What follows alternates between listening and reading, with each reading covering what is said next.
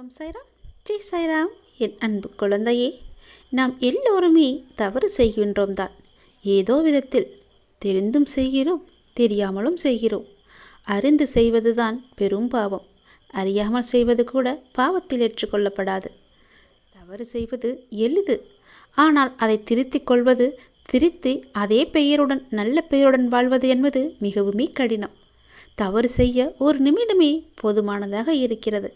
அதனுடைய விளைவை அனுபவிக்கத்தான் வாழ்நாள் முழுவதும் நமக்கு தேவையாக இருக்கின்றது.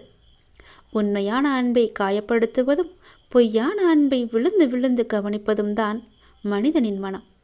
நேசித்தவரை மீண்டும் மீண்டும் காயப்படுத்தி கொண்டே இருந்தால் ஒரு கட்டத்தில் அவரிடமிருந்து கண்ணீரும் வராது, சண்டையும் வராது. அன்புதான் வற்றி போகும். எந்த உறவாக இருந்தாலும் அதில் உண்மையான பாசம் இருந்தால் மட்டுமே நீங்கள் நினைத்தாலும் உங்களை விரும்பி வரும். நம் கோபங்களின் அர்த்தம் புரியாதவர்களுக்கு நம் பாசத்தின் ஆழமும் புரியாது. அவரிடம் கோபத்தை காட்டுவதும் வீண்தான், அன்பை காட்டுவதும் வீண்தான். படித்தவர், கோபமானவர், புத்திசாலி, அடக்கமானவர், ஒழுக்கமானவர், வீரர், கொடையாளி என்று மற்றவர்களால் உங்கள் மீது உருவாக்கப்படும் அடையாளங்கள் நீங்கள் ஒன்றும் செய்ய முடியாது. அந்த அடையாளங்களை நம்மால் மாற்றவும் முடியாது. ஆனால் அந்த அடையாளத்திற்குள் உங்களுடைய வாழ்க்கையும் நீங்களும் சிக்கிக்கொண்டு விட்டது என உங்களின் உச்சக்கட்ட வேதனை தான் அதில் இருக்கும். பிடித்ததை செய்தால்தான் அளவற்ற மகிழ்ச்சி.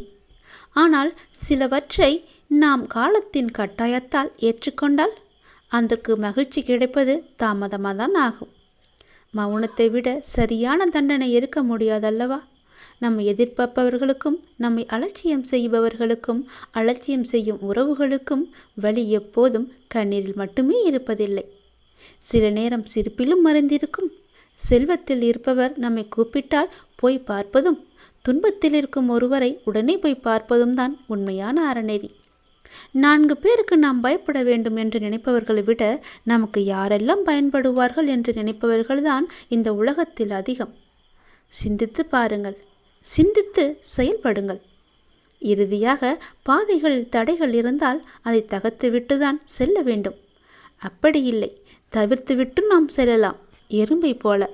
ஆகவே எதிலும் விழிப்புணர்வுடன் இருந்து எது அவசியம், எது அவசியமற்றது என எல்லாவற்றையும் சிந்தித்து செயல்படுங்கள். அவசியமாகிறது மட்டும் என எல்லாத்தையுமே வசியமாக்குங்கள்.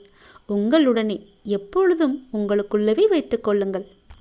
எப்போதும் நாம் செய்யும் தவறு நம் கண்ணுக்கு தெரியாது. ஆனால் அடுத்தவர் செய்யும் தவறோ எல்லாவற்றிற்கும் முன்பாக நம் கண்ணுக்கு தெரிய வந்துவிடும். மற்றவர்களின் குறைகளை நாம் பொருட்படுத்தக்கூடாது. அவர்கள் உன் மீது சுமத்தும் குறைகளையும் நீ காதில் வாங்கி கொள்ளாதே. உன்மேல் தவறு இருப்பதாக உன்னுடைய மனசாட்சி சொன்னால் உன்னை நீயே சரி செய்து கொள். மற்றவர்களுக்காக இல்லாமல் உனக்கு நீ உண்மையாக இரு. உன் மனதின் சாட்சியாக இருப்பது உன்னுடைய அப்பா என நீ புரிந்து கொள். நிச்சயம் உனக்கு நல்லது மட்டுமே நடக்கும். உன் அப்பா உன்னுடைய மனசாட்சியாக உன்னுடனே இருப்பேன்.